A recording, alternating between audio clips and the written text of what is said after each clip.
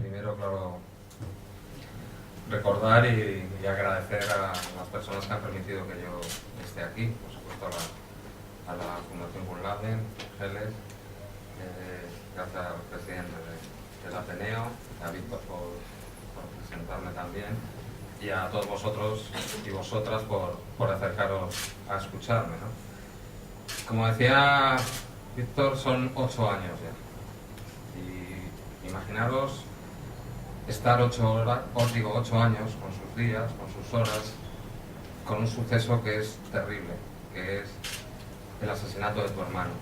Todo el mundo tenemos presente la muerte. La muerte es consustancial al ser humano. Se nos mueren amigos, se nos mueren familiares, pero yo creo que estamos muy poco preparados, afortunadamente, y más en las sociedades en las que vivimos, para el asesinato. Para tener que ver, como tuvimos que ver nosotros, como mi hermano era asesinado, como una persona con la que has convivido, con la que te has criado, es portada y su muerte se hace pública, ¿no? Lo ves desangrándose y estás a miles de kilómetros y no sabes qué hacer, ¿no? Y es una batalla con mucho dolor, porque además no tienes el apoyo que tú creías tener de los gobernantes, ni de los que en teoría están defendiendo la justicia. Tú, cuando llevas un pasaporte, crees que todo eso te ampara, que por lo menos vas a tener la defensa moral y jurídica de tus gobernantes, sobre todo cuando la persona que es asesinada muere en circunstancias extrañas y muere realizando una labor para toda la sociedad. Dentro de esta lucha es una lucha que, para nuestra desgracia, engloba demasiadas cosas. En primer lugar, dio la imagen a las víctimas en las guerras.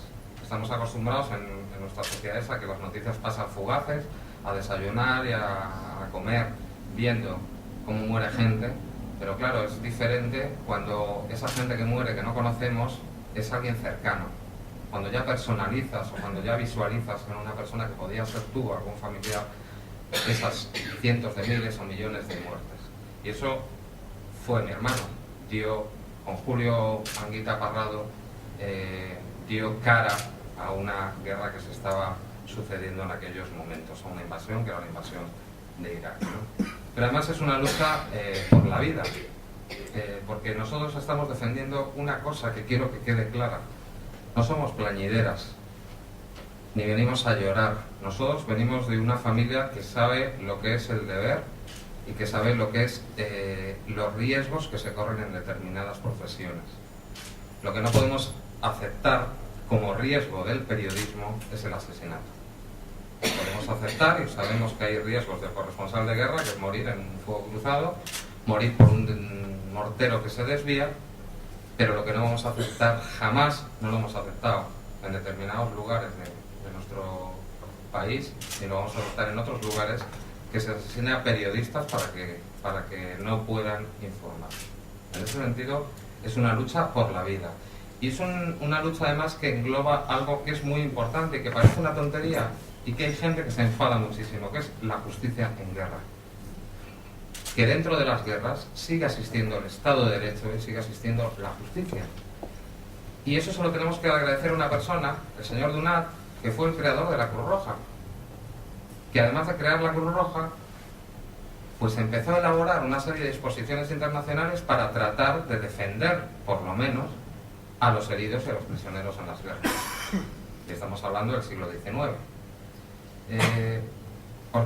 Yo tengo un dato que a mí me espeluznó, me lo contó un general de la Guardia Civil, Gonzalo Jar, gallego también, que colaboró con nosotros, por desgracia murió de un cáncer, y me dio los datos de la evolución de las víctimas en las guerras. Para que os hagáis una idea, ¿no? En la Primera Guerra Mundial, el 95% de los muertos eran militares y el 5% eran civiles. En la Segunda Guerra Mundial, el 40% de los muertos ya eran militares y el 60% civiles.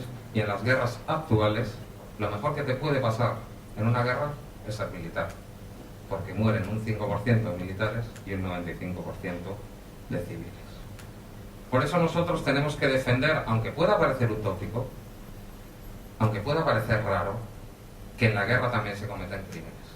Hay muertes acorde de combate, así lo dice el derecho internacional humanitario, que está consolidado y que está refrendado por 188 países. Lo que pasa es que no lo cumplen, pero bueno, nosotros tenemos que defenderlo. También es una batalla por la libertad de información.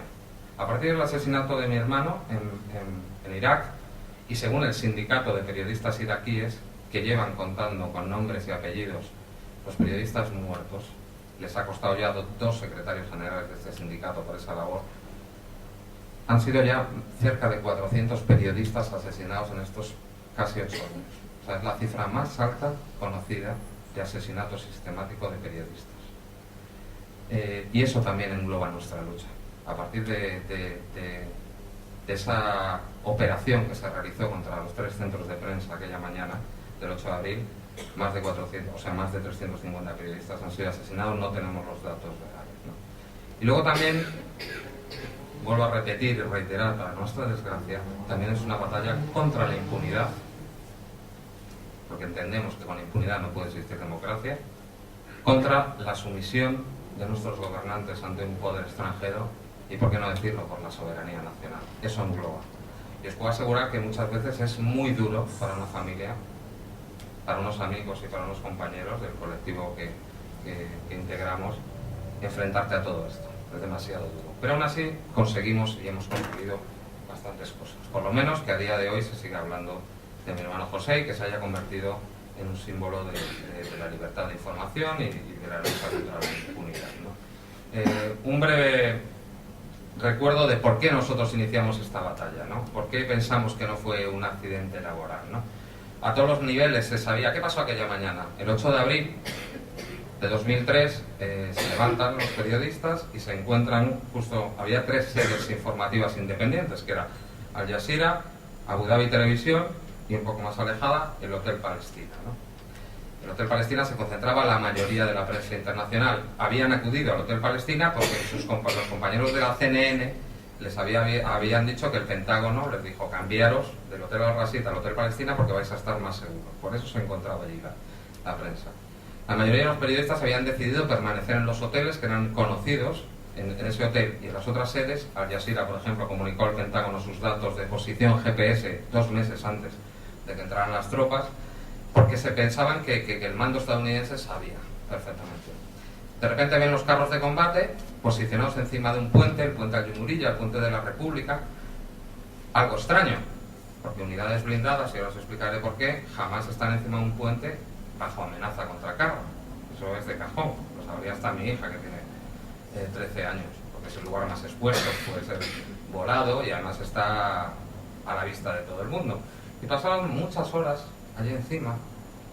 Incluso cuando mi hermano muere mi hermano y Taras Prosiuk, el de Reuters, porque la mayoría de los periodistas y los cámaras habían dejado de grabar, porque no había nada más que grabar, ¿no? ¿Y qué pasó? Pues que inmediatamente la tercera división de infantería acorazada, la unidad que era el 64 Batallona de esta división de infantería acorazada del ejército de Estados Unidos, atacan en el espacio de 3 horas, primero al Jazeera, matando al reportero Tarek Ayoub, de nacionalidad jordana, ametralla con la ametralladora coaxial la cámara de la televisión de Abu Dhabi.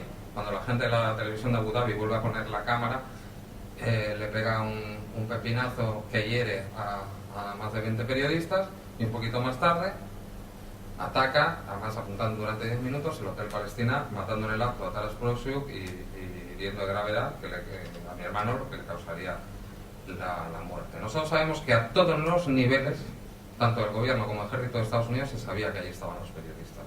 Lo sabía el propio Colin Powell, ministro de Exteriores del gobierno estadounidense, que declaró a posteriori, y lo tenemos grabado, que no se atacó al Hotel Palestina en la campaña aérea porque tenían conocimiento de que en él se alojaban la mayoría de los corresponsales extranjeros, ¿no?